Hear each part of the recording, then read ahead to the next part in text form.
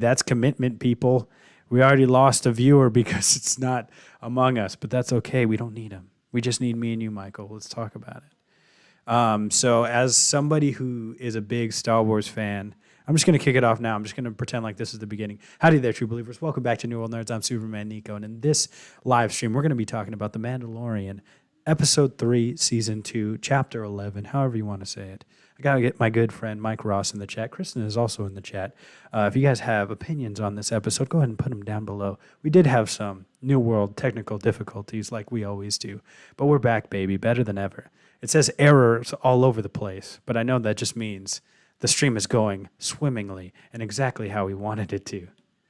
Now let me go ahead and erase all the Among Us tags so we can possibly get other people in here and talk about The Mandalorian, because this is one action-packed filled episode, and I'm so glad that you guys are all here to talk about it with me. I had a great time with this one. Mike, did you have a good time with it? I think you did because you watched it twice. And without going into spoilers, give me a one out of 4 tentacles. How good was it? Oh, dang. I've never seen any episodes. You've never watched The Mandalorian? All right, turns out this isn't a live stream. This is an intervention for Kristen. She's never watched The Mandalorian, and we're here to set her straight, baby boys. It's a great show. It's a space western. As you can see, we're all big fans here. I'm your biggest fan. 3.5. 3.5. Oh, okay, out of 4 tentacles. That's pretty good. I'm not sure. Wait, how many tentacles does that weird face hugger have? It's a good show, or what a valley way to ask that question. It's a good show, or what? Kristen, very good. So I don't know if you guys are digging the new setup. I was gonna put my phone on, but then I realized that I couldn't use my mic, and I just ordered a mic's arm stand thing, and I was very excited to use it. Also got this little pop filter, so if I'm coming in clear, that's awesome, and I'm very excited. I just have a light just blasting in my face right now, so I could do it on my computer because my webcam is just straight garbage. But we're getting it done, baby boys, and we're going to talk about The Mandalorian. So we pick up right where we left off. The Razor Crest is limping to Trask. Trask, I don't know why these frogs live on this black market scum and villainy but water island of Trask, but that's okay. Numbissers sticks tongue out. Oh my gosh, that's so good. That's the wrong podcast. We do Numbissers on Ballin' with the Boys. Like, comment, subscribe on YouTube where we talk sports ball. And Mike is our hockey expert on that show. But so we're limping to Trask and Baby Yoda, for lack of a better term. I know people are like, he's the child, is the Baby Yoda. Shut up. That's what we call him. He still wanted that boba tea that is the frog lady's eggs. They're just looking so dang delicious to him. But even as they're falling to their deaths, cue another happy landing quote by Obi-Wan. There's so many prequel quotes. There's so many like moments in this episode where I could have pulled from the original trilogy or the prequel trilogy. There's another part where someone alters a deal, and I just thought of Empire Strikes Back, which was pretty cool. What else are we talking about? Hold on, let me take a swig real quick. Everyone just go ahead and say something in the comments maybe, and I'm reading them off anyways. Friday night streams because we have nothing better to do. Oh my gosh, it's Friday the 13th stream. No wonder I was under the wrong name. I don't even know if it changed or not. I should go and check it. Check it. Okay, the thumbnail didn't change, but the everything else changed. The title changed, which is just as good. So Frog Lady meets up with Frog Man. They're not giving them names, which I think is pretty specious on the part of Star Wars. I want to know her story. And she's not just an Uber Eats for Baby Yoda. Mando is a conservative dude. He totally is. Latin tongues and shit. It changed. Okay, sorry, Kristen, you're debomb.com. Don't leave just because we're not talking about Among Us. You just stay in the chat and just guess what the show's about. Put something random about the show. Or talk about whatever show you want to. Talk about your favorite show on Disney, the favorite thing you've ever watched on Disney Plus. Talk about it right now. Talk about it right down in the comments, and we'll check back with you. or it's going to be the Christian showdown in the comments. Justin alluded to the best part about this episode, and I missed it when it happened. But as soon as they get off, a shadowy hooded figure is right there waiting for him, and it turns out it's Michael Cole to say, "It's boss time." It was boss time in the episode. Sasha Banks made her debut in The Mandalorian. Jackie watched it with us. Jack Attack watched it with us and pointed out her real name is Mercedes something, but who cares? It's Sasha Banks, baby, and it's boss time. Michael Cole, I thought he was going to pop out of a net somewhere and say it's boss time. Turns out he didn't. I want my money back, Disney, if you're not going to give that to me. A lot of Mon Calamari there. Doc Hand, should I just, not a sponsor, sorry.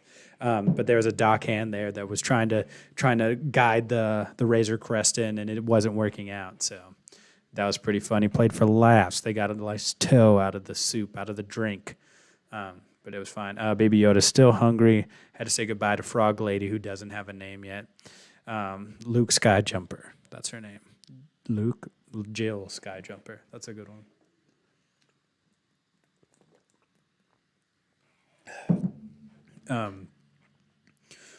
But yeah, it was a good time, good episode. Definitely action-packed. After that, we got Mon Calamari and whatever the heck the other fishy species is. They're like, okay, this guy can take you. When that happened, I was like, there's always a guy who knows another guy who knows a guy who knows another guy who can help you find some more Mandalorians. And I'm just like, have you never been on a quest? It's very video gamey to be like, oh, it's time to do some hold up a minutes before you get to push on into the story mode.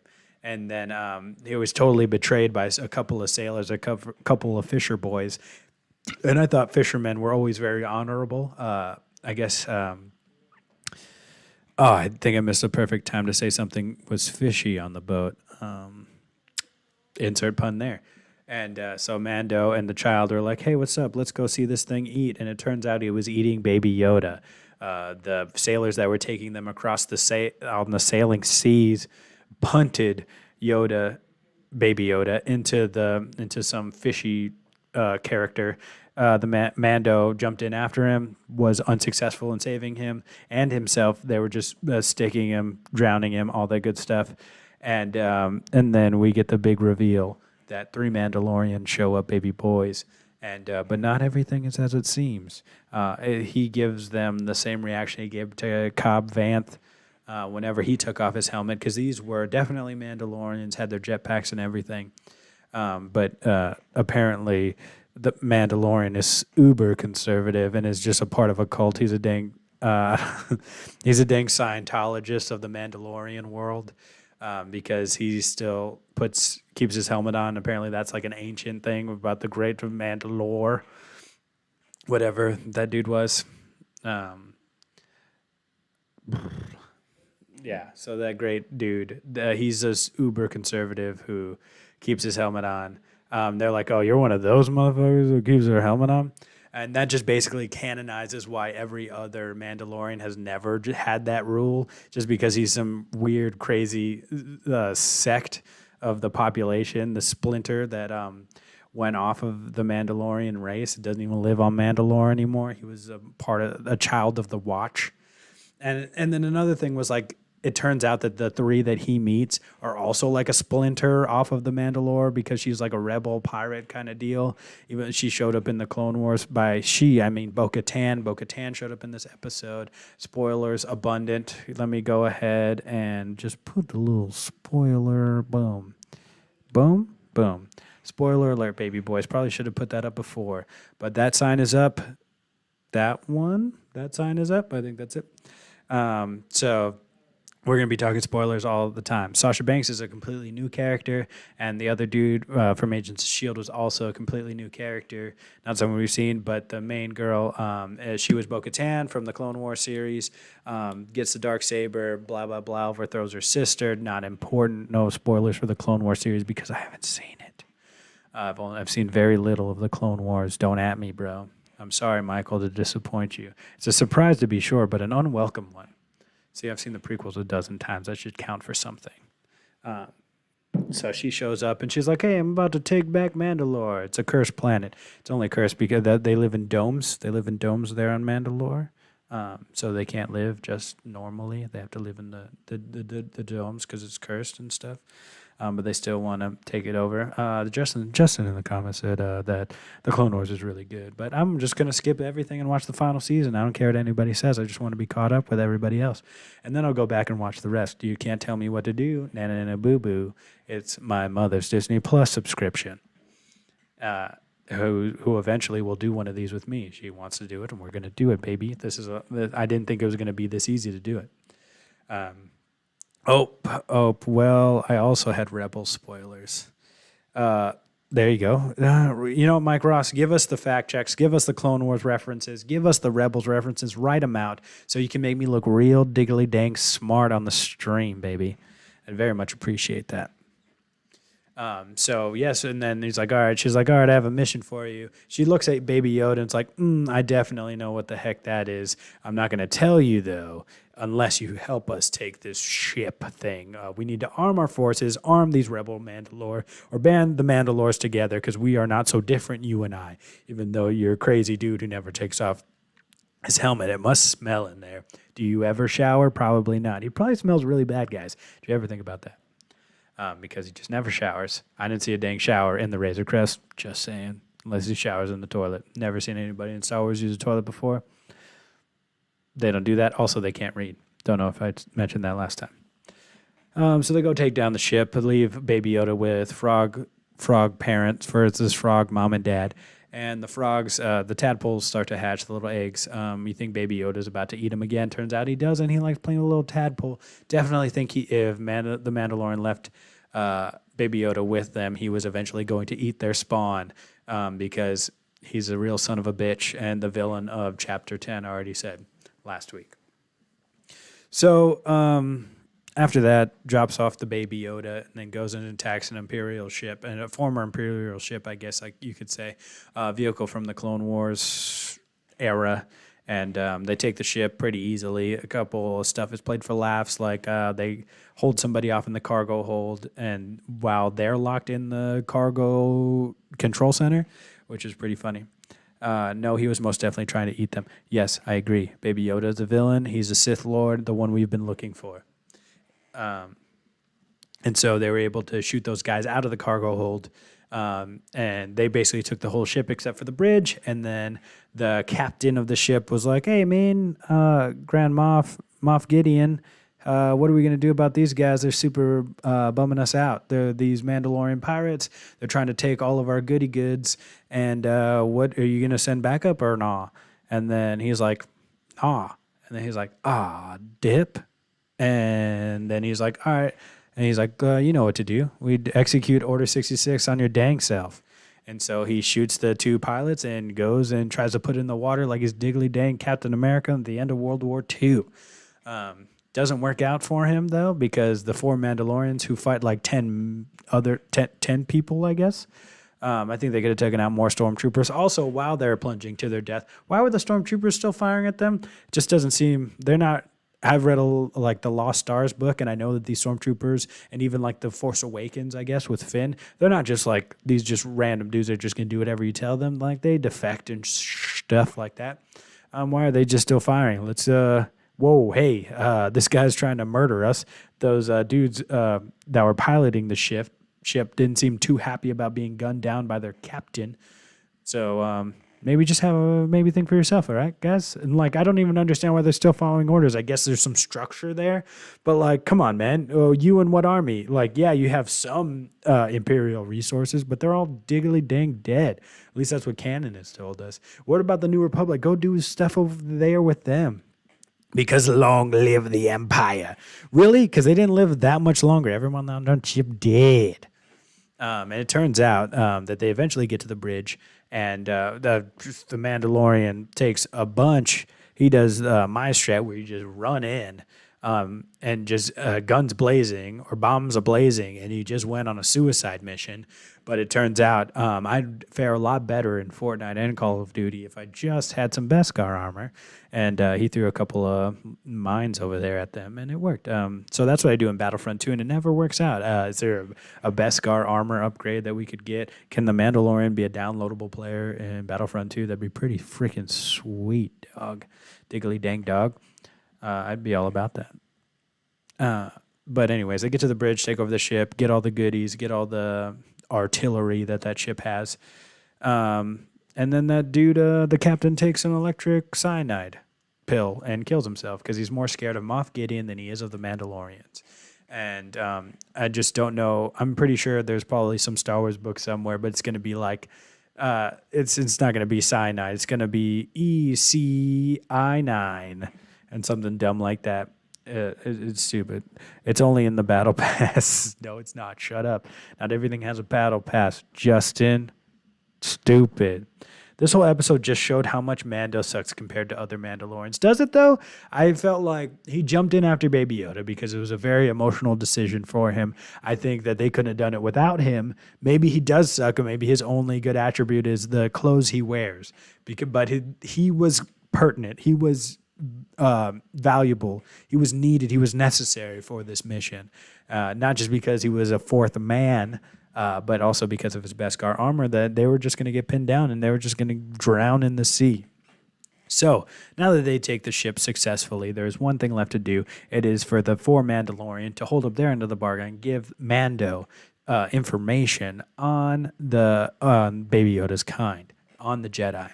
And she says to go to so-and-so place on the forest moon of whatever the fuck and go find Ahsoka Tano. That's the real shit. Of course, there's always going to be some fucking dumb planet that we need to go to.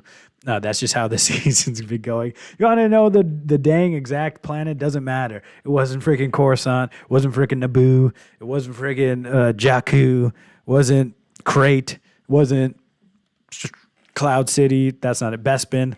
You know, it wasn't all those, okay? It's nothing from the main series. It's from, like, some Clone Wars or Rebel shit, dude. It's from some expanded stuff. I don't think it really matters where it is. We need to go find Ahsoka Tano. She's not over there. What the heck is that one? Wherever. She's not over wherever Luke was, okay? Like, it's just she's on her own, so that's all we need to know. She's the MacGuffin, if the MacGuffin was a person. It's Ahsoka Tano. First time her name has ever been uttered in a live-action Star Wars anything. So it should be very cool. I don't think we're going to get her next episode. I think we're going to get her in episode 5, and that's only because maybe she'll be at the very end of episode 4, but I think we're going to get her in episode 5 because Dave Filoni directed and wrote that episode. So maybe we'll get like, my name's Ahsoka Tano and I'm no Jedi. Oh, that could be the way they end it because that's a big deal for her. She's not actually a Jedi anymore. So it'd be like, oh, I'm looking for Jedi. And then at the end, she's like, I'm Ahsoka Tano. I am no Jedi. Boom, blah, blah, blah, blah, blah. End credits. Doo-doom. That'd be really cool. That'd be how I ended episode 4. But I don't think they're going to do anything that quick because it seems like it takes an episode to get somewhere. It's like season 5, season 6 of Game of Thrones. It's not going to get, there's no fast travel yet. So we still have to take some time to get to where we're going. I don't. What do you guys think about? Do you think this was a backdoor pilot to some sort of Night Owls Mandalorian spin-off show? I think that could just be this show. That seems like his path. He's trying to be like the most true Mandalorian. So wouldn't it make sense for him to like to be a part of them retaking the planet of Mandalore? Doesn't it seem like he'd be to be some sort of leader, not just be someone who just lives by the creed, but someone who restores man? Doesn't he owe everything to the Mandalorians, because they saved him during the Clone Wars?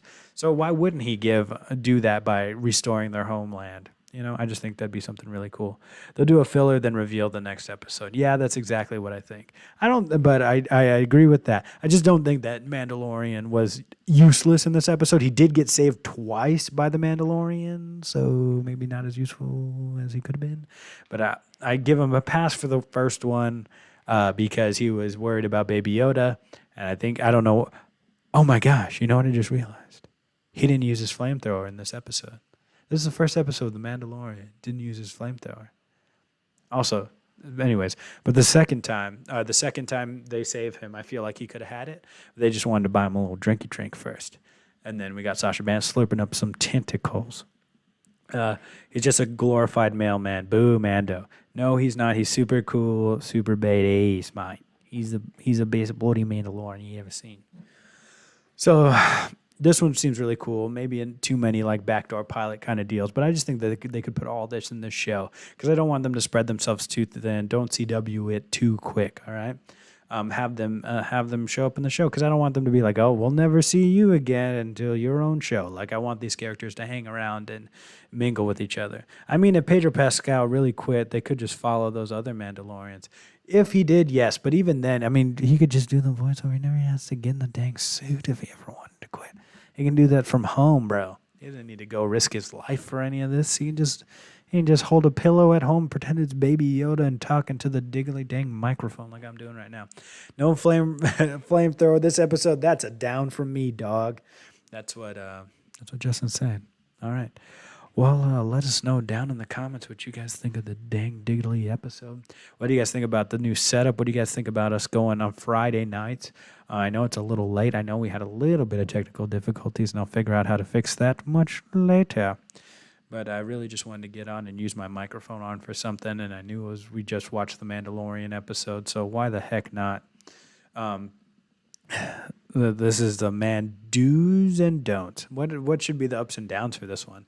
Because I thought it was a diggly dang good episode. I don't even think I should do it like ups and downs because I don't think there's been a single Mandalorian episode that I didn't like.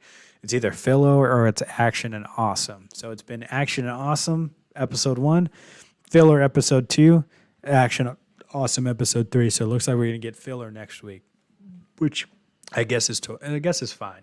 It's not a big deal. We get what we get and we don't throw a fit because it could be the Phantom Menace. It could be, something not good. We're very spoiled right now. This show's very good. And we have Dave Filoni, who I think should be the Kevin Feige of the complete Star Wars universe, not just like the TV universe. I want him to be in charge of the movies. I think it'd be very cool. Let's get a sequel to the sequel trilogy, baby. We got to get episode 10, 11, 12, baby. Where's that? Where are those, baby? And maybe some High Republic, whatever the heck they're doing, movies. Put him in charge of everything. Put him in charge of my life. Tell me when to get up in the morning. Tell me what's for breakfast, Dave Filoni. This is the way. This is the way, or this is the nay. Nope, that's not it. All right, well, we're going to go ahead and figure it out. Leave a comment down below what you think should be our rating system for the Mandalorian episode. I think we're all pretty pleased with how the season is going so far. I don't think we can say whether or not it's better or worse than season 1. We'll wait to see how this plays out. Whereas Boba Fett, I don't really love I don't like the big tease, and then you're just making me wait for it. Like, I want to see Boba Fett, I want to see Ahsoka Tano, I want to see Moff Gideon, I want to see all that good stuff. So just give it to me. I want it now. Give it to me now. But we'll wait and see. I think that Moff Gideon will somehow employ Boba Fett to steal the child from Mando. I don't know. That all's going to come to a head, I think, in the last episode, or maybe the penultimate episode, kind of how it happened last season. But I think there's only 8 episodes still. This season's flying by so fast. It's going to feel so weird that next week is going to be the halfway point already. I feel like we just got it. But yeah, let me know how everything's going for you guys down in the comments. What your favorite cameo was. Who do you still want to see? Of course, Ahsoka Tano, but how do you want it to happen? I said end of episode 4, it should be like I am no Jedi and reveal that it's Ahsoka Tano. And then 5, boom, boom, boom, big Ahsoka episode. Maybe she would probably mention Ezra Bridger or something like that and talk about the unknown regions. But seeing how the Empire still has all these resources, that reminded me about how, there's still like a bunch of just ships that aren't being used on Exegol. There's still just a bunch of manned ships there because Rise of Skywalker don't make no dang sense. Where's Snoke? I created Snoke. All right. But yeah, that's just like, wait a minute, what about all this stuff? Anyways, you know who really should make a cameo in The Mandalorian? Jar Jar Binks. I think we need more Binks, baby. Redeem the Binks. Justice for Jar Jar. Let's hear it, baby. He's actually going to, it's Misa, Jar Jar Binks. He's with Ahsoka Tano. I think that's the team up we need. Thank you guys so much for watching this weird live stream. Sorry about the weird beginning, but I'm glad you guys stuck through it, especially you, Mike Ross. Put down a long, crazy review of this, Mike, and I'm going to read it. I'm going to read it on the next week's one. If you guys like the setup, let me know about that. Keep it on out there, true believers. And may the force be with you. This is the way I have spoken. I don't like sand.